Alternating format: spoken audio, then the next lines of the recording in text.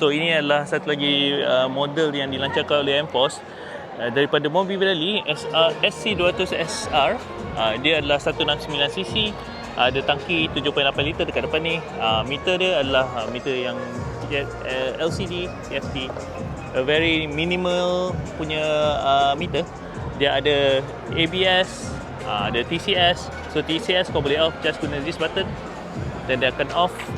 Untuk buka dia punya seat, kau boleh just tekan button ni, korang kena off dan kau tekan dan button akan buka.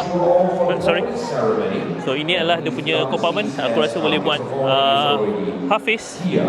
So yang menarik adalah dia punya design. It's a floating design macam Naga 155, tapi ini Naga 155 adalah 150cc, tapi ini adalah 169cc. Dia sedikit lebih kuat daripada Naga.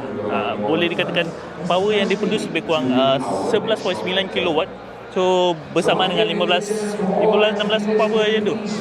So yeah, dia very standard bike. Ada handbrake, so kau boleh tekan ni dan dia akan stop.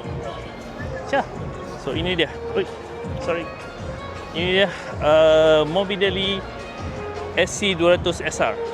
So kalau korang berminat boleh tengok dekat kedai-kedai M-Force.